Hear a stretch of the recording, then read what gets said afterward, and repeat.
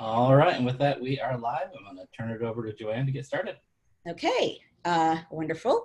Welcome, everybody. As always, Thursday morning, history matters, and so does coffee.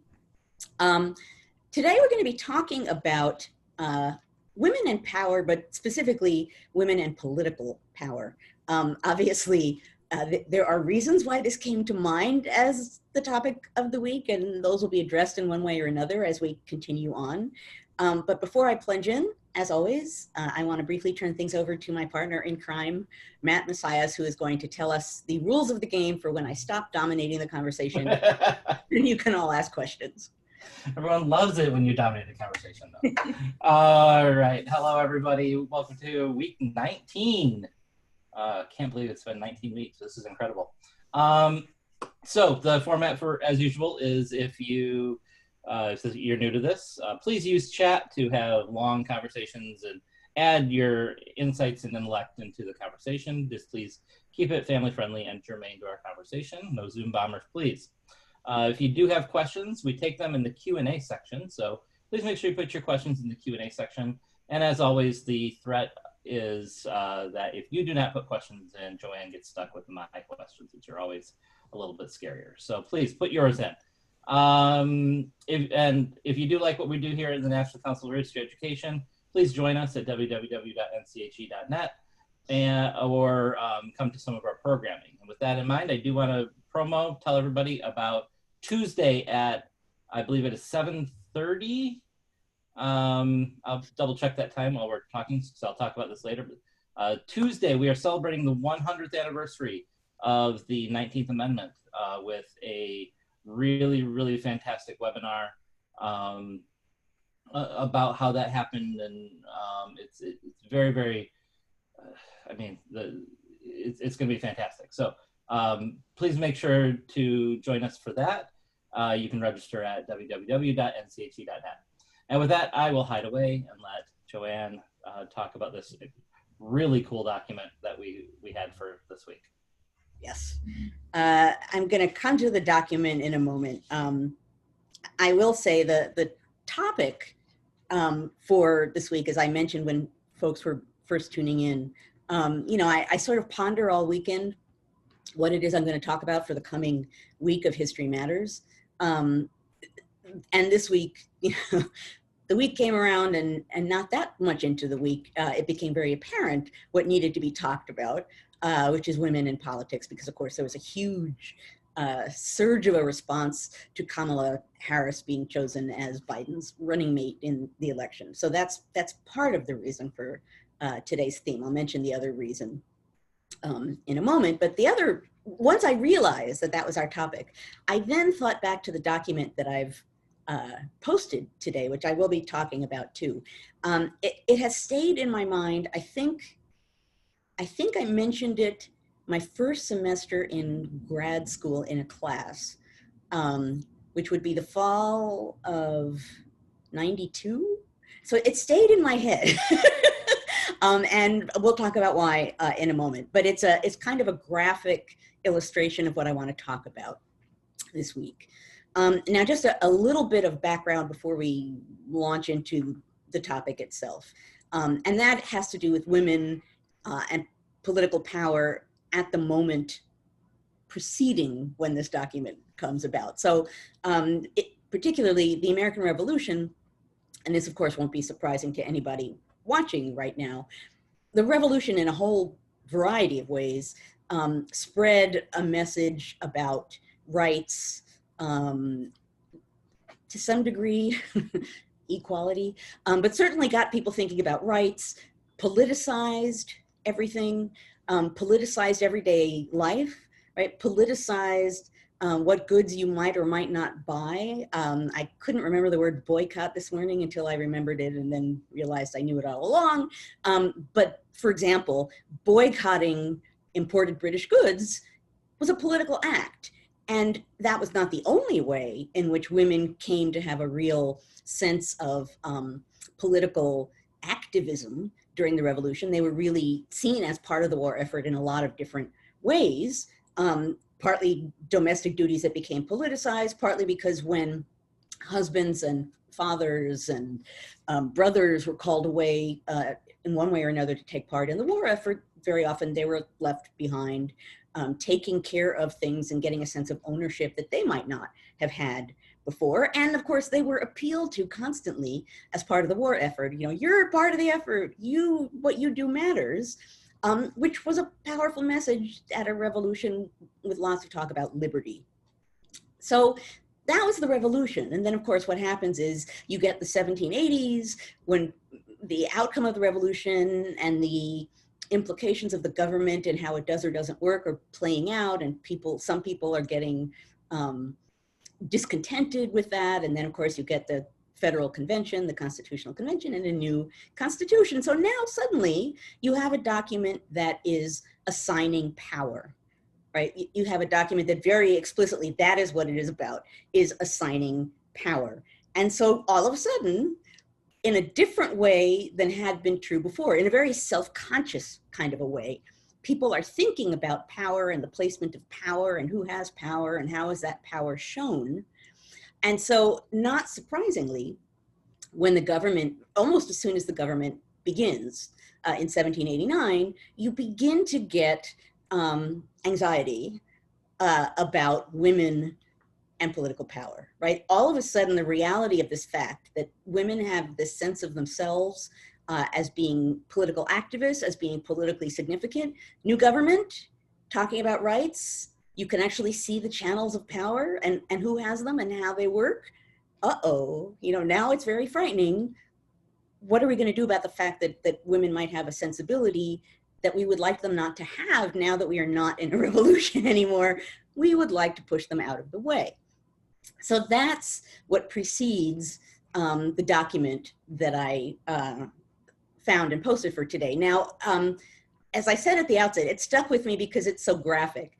And it's a satirical piece about a woman wanting to claim political power. Before I talk about it, I do want to say, and I actually want to mention this book. So first I was pondering what I wanted to talk about, and then I thought, well, I'm going to hold up this book as a great book on this topic. Really, I use it in a lot of my classes. I'll be using it this fall.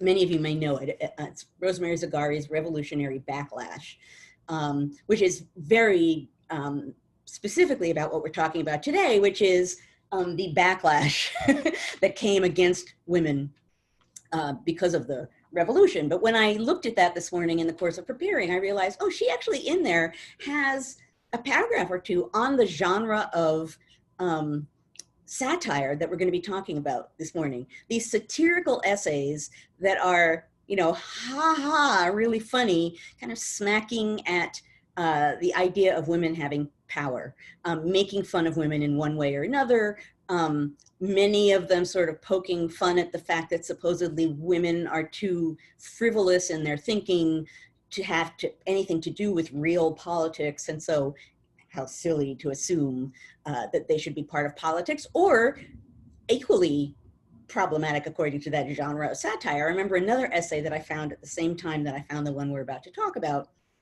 It was about, it was making fun of women, and I think like this one, it was supposedly by a woman. It was making fun of women who were so tuned into politics, national politics, that they knew the identity behind the pseudonyms in the essays in the newspaper, right? And the implication of this essay that I'm talking about was, you know, these women who know, like, oh, you know, Publius, I know who Publius is because I'm so tuned into politics, that kind of a woman, of course, was a poor mother and a poor wife because she was spending so much time being engaged in politics, which, of course, according to the people writing that essay, should not be. So there's a whole genre of angst essay. You know, they're satirical, supposedly funny.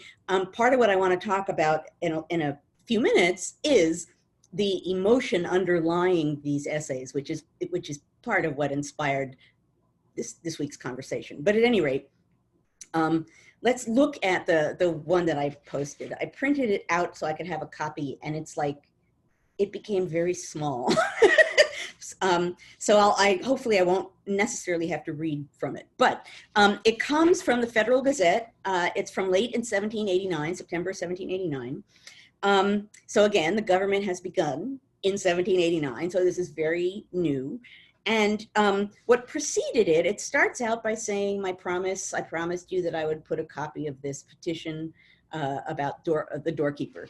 What preceded this, and I don't remember how many issues back, but Andrew Brown, who is the editor of the newspaper, at some point said in the newspaper, there's some thing that I want to show you that's interesting, but I won't include it now. And so this actually here is the thing that was promised. So he was kind of building up steam, right? He was kind of, drum roll, please. I'm coming along with a really goofy essay. This essay, for those of you who haven't looked at it, is supposedly a woman applying for the position of doorkeeper of the House of Representatives. And as the essay explains, you know, at this moment, they're debating or have been debating congressional salaries. This suggests also salaries of doorkeepers and various other staff for the building that's housing Congress. So as part of that conversation, since they were talking about these positions and about salaries, according to this satire, here's a woman with the wonderful name of Roxana Wilhelmina Pompencrest. Excellent name, which so obviously, although Matt said earlier that he Googled around to see if he could find it. And I did the same thing because I assumed, of course it's fictional, but then I thought there are no of courses in history. I've said that many times before on a Thursday morning, but no, it does not appear anywhere else that I could find. But at any rate, that this woman, Roxana Wilhelmina Pompencrest, is applying to be doorkeeper of the House of Representatives. And she explains why she wants to do this, why she thinks it's important, and why she's qualified for the job. And she talks about how in, you know, a new republic that there should be finery and there should be splendor and there should be pomp, and the doorkeeper of the house would be a fine place to display that and command respect. And then she goes on to talk about why she specifically is well suited for that. And among other things, this is where I got the Attack of the Amazon Women idea from. She talks about her form, right? And she says that she starts out by saying she's 6 feet tall. How does she put it? Her wonderful language here. My throat, my gorge is luscious, and my hips have a noble swell. Ah, the 18th century. By the end of the essay, when she's added her wig and a variety of other things, she says she's probably 10 feet tall. That's the Amazon woman. But what this document clearly is doing is totally mocking the idea of this woman taking this position. What's one of the interesting things about it, in addition to the graphic physical nature of it, right? There's such a threat inherent in a woman, you know, talk about symbolism, being the doorkeeper of the house, somehow or other having to do with who comes in and who comes out, right? Controlling channels of power in the house is so threatening that she's 10 feet tall, right? It's like, it's the Attack of the Amazon Women. So there, although it's funny or intended to be funny, there's a real sense of threat underlying it. That's what's fueling the power of this satire, and all of these satires, right? That people are honestly afraid of that happening. What struck me as particularly interesting about this one is that Andrew Brown, who's the editor of the Federal Gazette, this is very early. So later, you know, it's going to be another year or two before in public debate you get the people who become Jeffersonian Republicans really, really ranting about monarchism and finery and pomp, and that becoming a kind of real political issue. At this point, it's very early and people are nervous about that kind of stuff, but it isn't at the center of debate. So what's interesting about this essay is that there's Brown, as someone who, and I looked this up last night when I was beginning to prepare for this, Hamilton at one point in an essay, I think from 1792, says something like, Mr. Brown was a good Federalist, and then he got warped.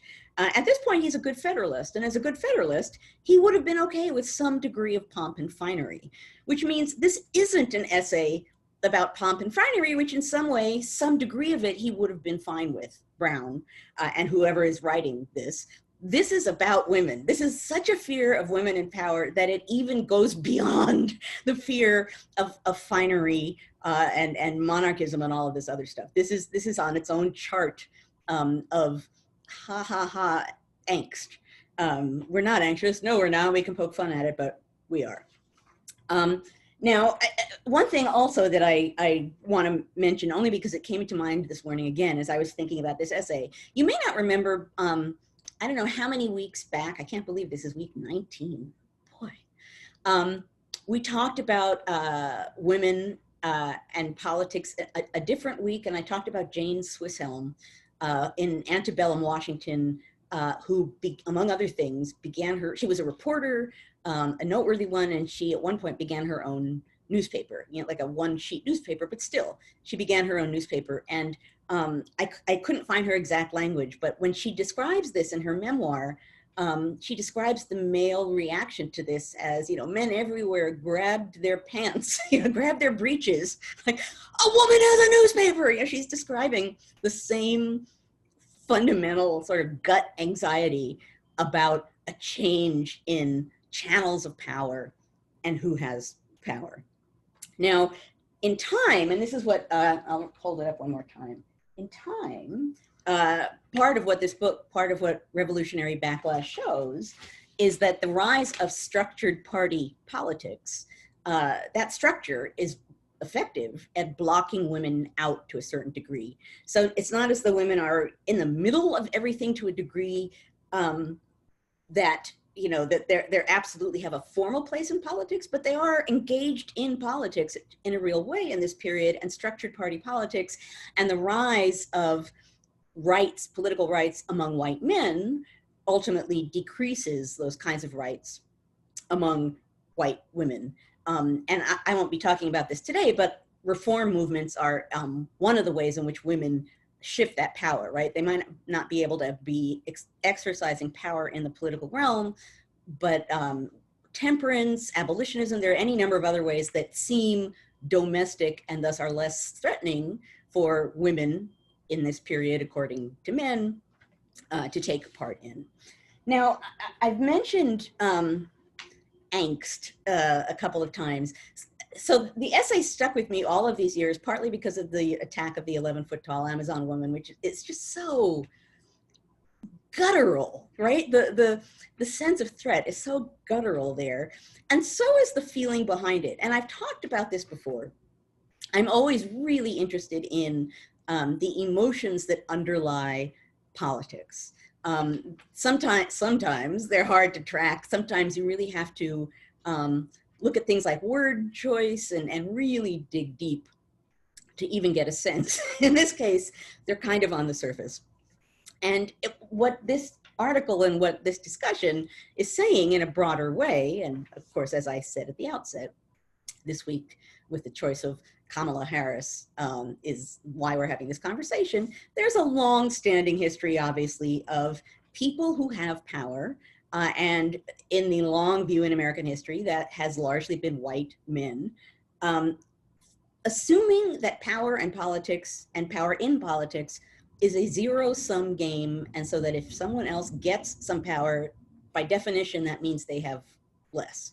Now, if you think about it, that's not the dynamic of what's going on there, right? If you're a white man with certain powers and rights and assumptions about those powers and rights, and someone, a woman, a person of color gets some rights, your rights aren't being taken away, right? What's being taken away is your assumption about having more rights, right? Being able to command more power than others.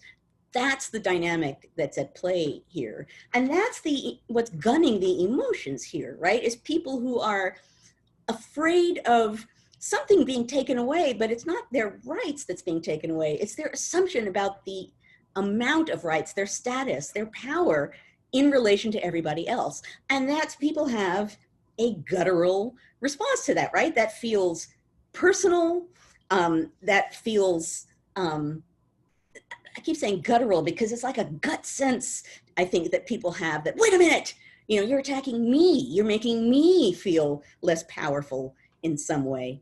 And I think because it's profoundly personal, and because there's this zero-sum thinking about politics and power, people respond to that kind of a threat in a gut level, sometimes violent way, right? They're not thinking. This is not a response of rational thought. This is a gut level response of, you're taking something away from me that I have always assumed I had, and I'm gonna lash out at people who are taking it away from me. It struck me this morning when I was reading something online when I should have been preparing for this. I was reading something about someone punching somebody else who asked them to wear a mask. And the person who was asked to wear a mask got angry and slugged the person who asked that in compliance with whatever store or person the visitor without the mask was in. And it struck me this morning, that's some of the emotion underlying that too, right? The extreme outrage at being asked to wear a mask. It's not about masks. It's about people being asked to wear them who are anxious about the fact that suddenly what they've assumed to be in other ways, with other issues, to be their rights and their role and their power and their status in relation to everybody else, that feels threatened right now. That feels threatened because there are voices and people who are getting power in different ways, in some ways very obviously, in other ways less so, and we're feeling the backlash. We're feeling people having an emotional response to what they're perceiving as a shifting dynamic. They're not necessarily losing rights, but it feels that way to them, and some of them are lashing out in an unthinking way, and masks, that's just a symptom, I think, of this larger problem, which is their sense that somehow something personal is being stolen from them and they have to fight to keep it. I think, and you know, I haven't done anything about it yet, but it makes me feel like I need to write something about this because the emotions of this moment are driving so much of what we're seeing. And I think it's easy, I know I've said this before in other weeks as well, I think it's so easy to underestimate or ignore the ways in which emotions drive actions, even on the highest of levels in politics. And this has been recent years, this isn't just now, but that's one of the things that we're looking at now, is the assumption that political power is a zero-sum game by some people, the assumption that what they have had is somehow something that they are not having, and a panicked response by people when they feel that what they've assumed is theirs is somehow being challenged or changed. And of course, what we're seeing now, as far as Kamala Harris goes, is not just gender, but also race. It's a double whammy of a power threat to some people. But at any rate, that's the larger topic of what I wanted to talk about this week, because it just struck me watching the immediate surge of outrage and angst when she was nominated. It just feels so much like these essays that came about in late 1789, the sort of anxiety essays. No, wait. I don't like this. I don't like this. We got to crush people down. I don't like the way things are shifting. There's something comical about it to the degree that you can write that kind of an essay, and yet underlying that essay is not humor, but is anxiety. I think I'm going to stop now. I actually also, when Matt reappears in a moment, I'm going to grab the power cord from my computer, which I forgot to plug in, and I just noticed, uh-oh, I might run out of power. But at any rate, that was the general idea of what I wanted to talk about. I'm not going to forget, hang on a sec, things I didn't have to do before. Okay, better. Here we go. Oh, look at that. It even became brighter and everything. The other thing I'm not going to forget to do, readjust this thing, is the mug reveal. And particularly the mug reveal because I actually really am running out of mugs. For those of you who are here and have not been here before, every week I try to come up with a mug that has something to do with the topic being talked about. I am almost out of mugs. However, Donna Flanagan, I hope I have your name right, Donna Flanagan sent me a mug which by magical happenstance is right in line with what we are talking about today. And it's women in U.S. history. So, Donna, thank you for making this seem as though this is so planned when it isn't. But I deeply appreciate this. And it's a fine and wonderful thing to be able to hold up in front of everybody. It is the perfect mug for the occasion. So thank you very much, Donna. Okay, I am going to allow you folks to bring up questions. I saw, before Matt switches, I saw Gloria, right, say there's a lot of anxiety. Yeah, anxiety, fear, anger, violence, it's all one blend of response. And that's where we are. You know, as a historian who specializes in writing about political violence, that's part of why I'm so interested in emotion and politics, right? Because that's often where that's born of. There's a logic to it, there's a reason to it, there's a pragmatic attempt to get power, but there's always emotion and often fear behind it too. Okay, now I will shut up and let you guys ask questions. No, it's fantastic, because I'm always stunned by I sometimes I call it the commodification of power, that, you know, there's it's money, like there's a finite amount of it, which is this very strange, and to see that play out in this wonderful satirical piece that you found is really, really great. So I will say, while you're looking at questions, Gabriella made a good point, and I want to address it because I thought about it. She says it's a loss of privilege more than rights. And that's true. But I very deliberately didn't want to use the word privilege because I think now it has become a buzzword in some ways. And so I just didn't want to plug into an emotional conversation, right? I tried to take this away from that. But yes, on a sort of basic level, that is what we're talking about, is people feeling that their privilege is being attacked. You know, it makes me think of the 1790s when there were buzzwords. You know, if you mentioned any of these buzzwords in a public debate, the debate was over, right? You were immediately plugged in, you know, anything like aristocrat, right? Someone says the word aristocrat, bah! Then there's like a huge conversation about monarchy, aristocracy, threats. So that, basically, I avoided the word for that reason, but Gabriella, you're absolutely right. So, okay. Question from James Stewart. How does the small number of women that can vote in New Jersey after the revolution for a limited time fit into this larger fear of women having political power in early American history? Right, and that actually, Rosie Zagari mentions that in her book too. So it is true, for those who aren't aware of that, that for a brief time in New Jersey, women actually voted in this time period. They had the vote. And I think this is how Zagari addresses it. The sort of, and this is going to be a broad generalization. On one hand, it was not like, oops, we made a mistake, that there was a deliberate attempt to bring women in, but the reason for it was because it was seen as bringing with it some power, some votes for the people who were in power, and in time that was just taken away.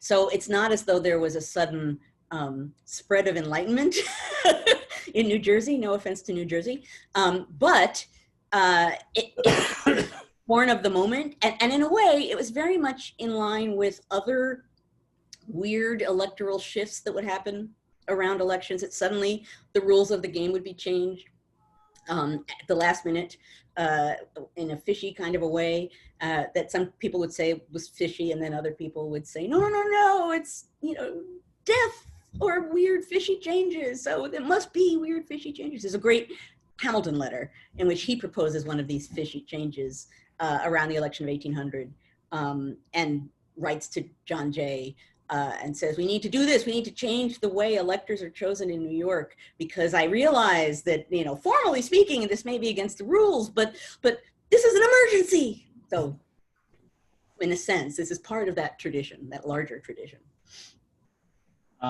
This question is, are you familiar with Heather Cox Richardson's American Paradox? Am I? Yes. Okay, so you can answer this question hopefully then. This person, it's DA, whoever that is, says, sounds like the guttural response you speak of comports with Heather Cox Richardson's American Paradox. Essentially, equality depends on inequality. Yeah, I mean, I think that's another way of talking about a zero-sum game. So absolutely. You know, it's another way too of talking about, my computer's doing weird things. Stop this. It's another way of talking about the book I remember reading in grad school, American Slavery, American Freedom, by Edmund Morgan. And the premise of it basically is American freedom is grounded on slavery in a very absolute, realistic kind of way. Yeah, I think that's true. And which is why, and we don't have to have this broader debate today, but it's one that we need to be having in a broader sense. It's why when people talk about American history and what we should or shouldn't be looking at and are angry that we look at things like slavery or acknowledge that promises made at the outset were not met. It's why that makes no sense, right? Because the promises at the time are grounded on the assumptions about the people who aren't being served by them. And it's the dynamic of those things that represents what really happened. And we're struggling now with the same dynamic, just in a different way. So when people say, no, it's all a great, wonderful story about wonderful, great promised rights, like, well, no, it never was. And that isn't a condemnation, right? That's realism. And that's a useful realism to keep in mind, because it's the only way we can grapple with what's happening now. We are not suddenly in a moment when, oh, I am shocked, right? Wow, people are being, their right to take part in the political process, or their right to rights, right, is being threatened in some way. What a shock. It's like, well, no, there's a tradition of that. So let's understand that, and let's look at the legacy of that, and then let's see what we can do to build towards something better in the future. Okay, I will once again stop dominating the conversation. No, I love it. I love it. Actually, I have a question, which will lead into this next question from Irene. My question is, do we know who, or do we have any sense of who is Roxana? Do we have any sense of who that is? I do not. And it could be, for all I know, it could be Andrew Brown, the editor. Okay. I don't know. I mean, I actually did. So I remembered this. So I have to pat myself on the back for a moment here. I remembered this from a million years ago. Right. And I thought this would be perfect for today. And I went into a newspaper database and did all kinds of insane searches. Doorman, doorkeeper, door, house, woman, and then found the document. And part of me was like, oh, thank heaven, I actually did remember a real thing. Here's the real thing.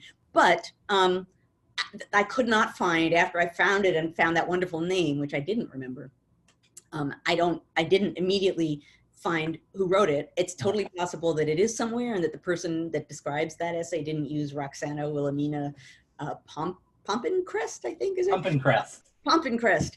I don't know. It's possible that Brown himself wrote it. It's also possible that someone actually gave it to Brown to put in the paper as a satirical essay. But yeah, because it struck me. The reason I ask is when I did it does not come up. You literally, when it's strange when you get 0 Google hits. Like, something is really, really specific when it's 0 Google hits. And so I was thinking, well, I wonder if it was a woman of power, like the wife of somebody who was in government somewhere, or if it was the sort of the Lin-Manuel's take on Angelica, sort of this, this forward-thinking, feminist, outspoken woman of her time, like that kind of, if it was somebody who was using a pseudonym to, because she didn't, yeah. I mean, it's an interesting question.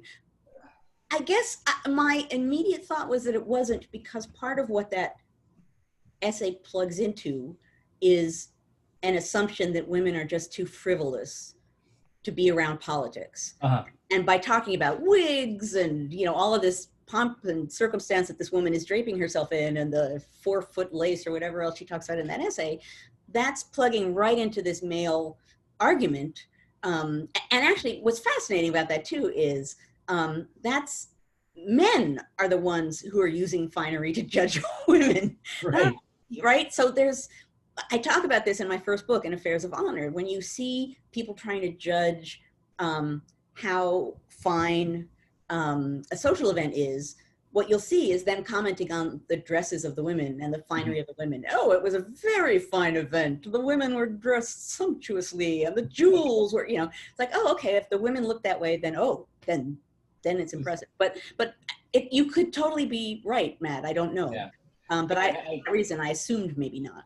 Yeah, I read it as sarcastic, but it's really helpful. I mean, that doesn't mean I'm certainly not saying that I'm right in that, but that's really helpful. No, but it's a really good question. And I see someone offering a link to lectures on American Paradox from Heather Richardson, which is great. Someone asked, why is men's anger allowed in politics and women are seen as too emotional and hysterical? Yeah. Yeah, because that's a really useful way to claim that women shouldn't have political power, right? A large part of my career as a historian is grounded on men, emotional men, being violent, right? And any way in which people can find a way to, shove people who they don't want to have power out of the way, they're going to grab at it. And if that means that, male emotion is often connected with strength, and so it looks different from female emotion, so then you can categorize, female emotion as being something different and bad. It's always about logistics and power.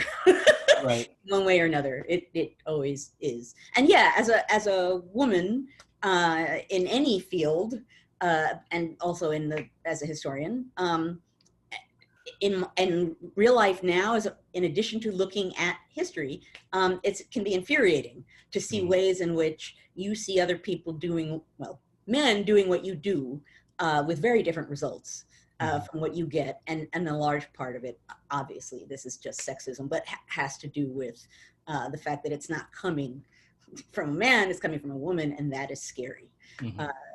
Over the course of my career, the things that have been said to me, actually not wanting to give offense, but that show so much about how people are thinking, is amazing, and really shows you the degree to which some of the assumptions people have, when I first started giving public lectures and I was still a grad student, someone came up to me and first said, "It's a great lecture. I really liked that lecture. You're good at this, blah, blah, blah, blah. Thank you very much." I was a junior person. This was a senior person. And then this person said, "You don't lecture like a woman." Yes. I remember you telling this story. I can't remember if it was on camera or not. Right. Don't lecture like a woman. I mean, I've had men complain about my voice, right? They don't like my voice. And I have to assume it's because I don't sound like a man. I don't lecture like a woman. I don't even fully know what that means, but at any rate, it just felt like more of the same. It was like, well, I am a woman and I'm lecturing, so I don't know. I think I'm lecturing like a woman, but at any rate, okay. I asked that question, but did we know who that was? Because Irene asks this question, which is, what about the wives of powerful men, Dolly Madison, for example? Was there anxiety over them exercising some sort of auxiliary power? Now that's interesting. Catherine Allgore's book, Parlor Politics, talks about this a little. There was, but here's the thing, and there's even a line in the essay that we talked about for today that does this. Women who were within channels of power, like the wife of a president or the wife of an important member of Congress, they definitely could influence power, but they tended to always, I guess I'll say, mask it by saying, I am not going to, bother myself. I don't engage in politics. What? Like, no. I by no means am engaging in politics, but let me introduce you to this person who's then going to get you a good, bunch of money from this person for the thing you're lobbying Congress for. So there's a stance that some of those women took. Dolly Madison, was a brilliant politician. Abigail Adams was a very good politician. Mercy Otis Warren was a good politician. And they didn't necessarily specifically do this, but a lot of women who were in pathways of power did. And I can't remember the line from this essay. It says something like, I won't bother my mind with this frivolous, I'm not going to find it. At any rate, somewhere in that essay, the writer says, I'm not going to occupy my mind with politics. How could I? So that's the safe stance.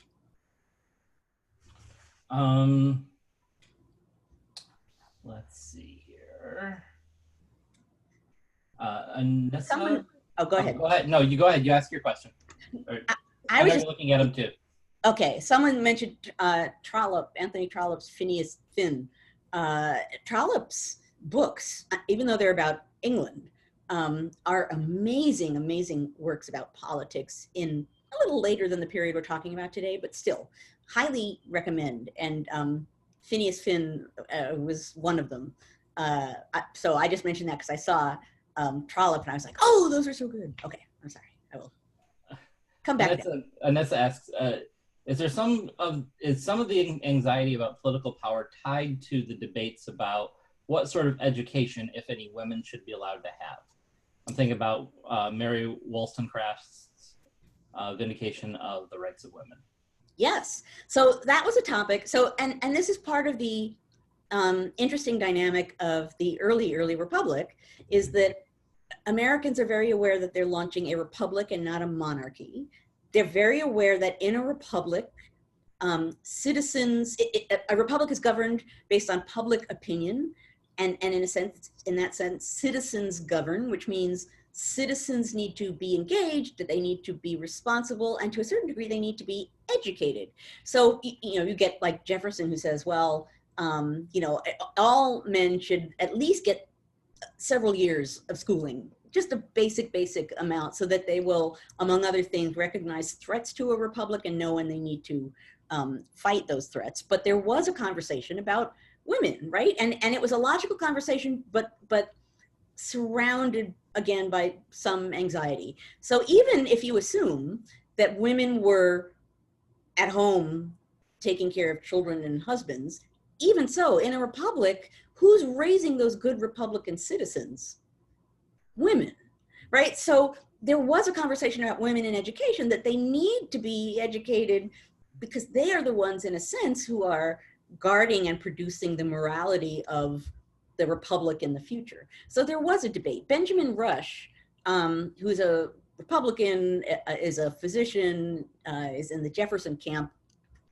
He writes at least one essay thinking about women in education and schooling and what might be appropriate, because more was needed. So again, another way in which you've opened a conversation, people now have to acknowledge, oh, like women have certain responsibilities. What do we do about that? How do we address that? How do we address that in a way that feels to us, white men, safe enough, but that we can allow it, but not beyond that? So yeah, this time period is a lot of different kinds of discussions like that are going on. And Tom asks about the role of charisma. Does that make the women who have, and I have to reframe the question just because it's a lot political. Tom, thank you. Okay. I like the question. I just can't phrase it that way. We try to be right. Yes, but Tom, charisma, women who have charisma at the time, does that make them scarier to status quo men? Well, and he uses a couple of sort of contemporary examples to frame that. Well, I mean, charisma is a kind of power. Mm-hmm. So I think a woman near positions of leadership who has charisma and thus can command a certain amount of respect and I don't know, obedience isn't the right word, but can sort of command power in some way. Yeah, that would be threatening. I mean, Dolly Madison certainly was a charismatic individual. Mm-hmm.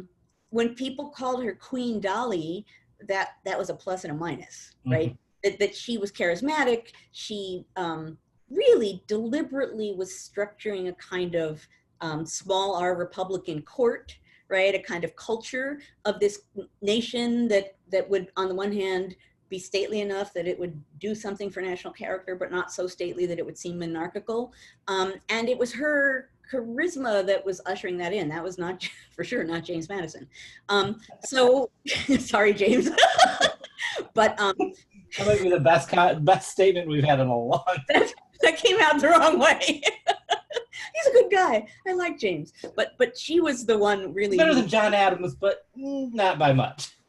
John Adams has a sense of humor. He really does. About himself, and that's really rare among founding folk. But still, charisma is power, and thus, for that reason, even Dolly Madison, some people were a little threatened, or at least put off a little bit by what was happening and what it meant.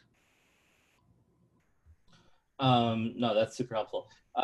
Tom McAndrew, so the other Tom, so not Tom, your question is not particularly political. Susan Salter was elected mayor of Argonia, Kansas in 1887, one of the first women elected to office in the USA. Do you have any knowledge of women attempting to run for office before that? Oh. And we might broaden the question to think about ways that women were more formally involved in, if they weren't running for office, in what ways were they more formally involved? Yeah, well, offhand, I can't think of that, but that does not mean it didn't happen. Yeah. It means I don't know. I would be surprised if that hadn't happened before. Mm-hmm. You know, there are so many women, white and black, who stepped forward and did something really daunting and aggressive and daring and admirable, and for the same reasons that are fueling everything else we're talking about this morning, are not recognized. Mm-hmm. So I won't say no, because I'm sure there are, and I just don't know, which is not a good thing, but a true thing. Okay, Julie, I love your question. I'm trying to figure out how to do it without using the particular word that has sort of this contemporary cultural reference to it. So I'm just going to use the uppity. The idea that women were uppity is prevalent in the 20th century. I'm just going to use uppity and not the other word that is frequently used to describe women in the same way by certain political leaders. Are there references in the archives of the 18th or 19th century to women being called like uppity or some other sort of pejorative that, you know, was designed to silence them? Oh yeah. Which I think is what... Of course. Yeah, I mean, I right now, the precise word isn't coming to mind, but yeah, when women step forward in some way. I know I've told this story before from William McClay about him being at a dinner party, and the wife of someone at the dinner party had opinions about politics and offered them very assertively at the dinner table. And McClay says in his diary that he wanted very much after dinner to walk with this man so that he could ask him how that was acceptable to him. Mm-hmm. And he's sincerely curious, because, you know, and that falls into the uppity camp, right? What? Like, what is she doing? She shouldn't be allowed to do that. It's so wrong. And this guy is allowing it? That's the same kind of logic. So yeah, for sure. And, you know, in any number of ways, just like I talked before about women masking sometimes using power. Oh, I'm not involved in politics, as I'm involved in politics. There are all kinds of ways in which women deployed power, women had an influence, and they just didn't necessarily announce it. You know, interestingly, Thomas Jefferson writes at some point, I want to say in the 1780s, I hope I have that right. He's talking about the French Revolution, and one of the things he finds threatening about it, right? And he supports the effort, the spark of liberty spreading around the world, blah, blah, blah. What he doesn't like about what he sees there is that women in France, because they could slip between spaces, between legal spaces, and do things kind of in an undercover, less obvious way, that was threatening. And he didn't like that. He didn't like that at all. So yeah, there is a recognition, even if women are kind of masking it, even that is recognized as being somehow threatening. This is actually, these are letters he writes, I can't remember her name. Her husband is very wealthy. I'm gonna remember it after. and she writes to him talking about, they're talking about women's rights, and he actually kind of tells her, no, no, no, no, you don't have to worry about that. And she kind of comes back at him. In fact, if I remember this later, I'll find a way to post or tweet it. For those of you who aren't following me on Twitter, because if you want to find this and can't, my handle on Twitter is JB as in boy, F as in Frank, 1755. Which is one of the possible birth dates of Alexander Hamilton. Predictable. But I do sometimes address some of the things that come up here, there. Okay. Got time for one more quick question. And I don't know how quick it is, but I think it's a great question, which is Martin asks, during the early republic, did women face legal repercussions for expressing themselves too freely especially about politics? Well, again, I think the answer is maybe yes, I don't know specifically just politics, but I would assume the answer is yes. And I know that there are books written about women and speech and what women were allowed and not allowed to do. Again, we're venturing into a realm where I don't have the specific cases that I can throw out to you. Right. But yeah, all of the things that we're talking about this morning are things that, as quaint as they might appear, had a real power, and in the very same way that we're in a moment where a lot of things have a real power that seemingly at this point in time shouldn't. All of these things, women expressing political views, it might seem quaint that people are upset by them, but of course at that moment in time, they were just as scary as some of the things that people are seemingly scared of now.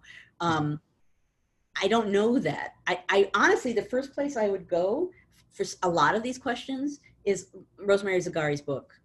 It's really well done. It takes you from the Revolution through Jackson and talks about women gaining power and then women losing power. And what's nice about the book is that there's a lot of, she's a great researcher, so there's a lot of specific examples of things along the lines of what I've been citing this morning.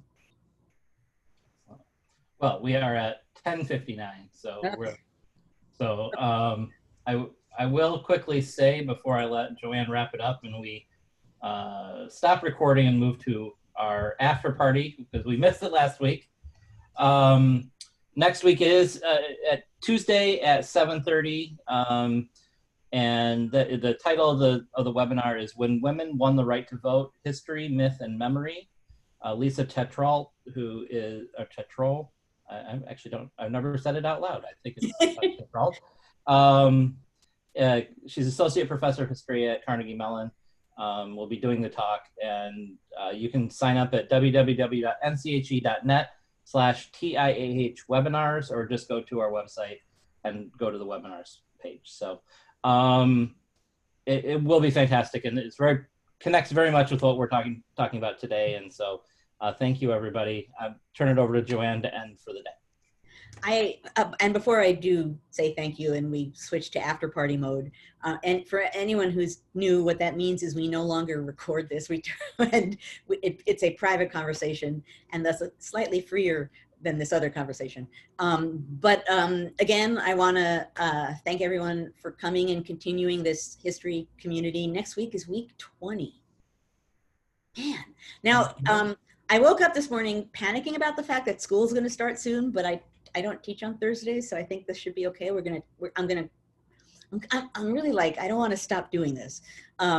So we'll see how that goes. I've now started preparing for class, so life has changed, but still. At any rate, thank you again for coming, for being a community, for asking such good questions, for proving that this is possible, for being people who are willing to think about the past and how it plays a role in the present in important and significant ways. I will mention too, the essay that I read a little tiny bit of a week or two ago, a couple sentences from, probably is going to appear at some point in this coming week, and I'll post the link on Twitter. But at any rate, thank you for coming and making this moment happen, because these kinds of moments should be happening all over the place, because talking about this kind of stuff is the only way people are going to be thinking about this kind of stuff at a moment where we really have to be self-consciously thinking about who we are and who we should be. So thank you very much for that. Couldn't have said it better. So thanks, everybody. We will see you next week, and stick around for the after party if you'd like. Yes. Stop recording.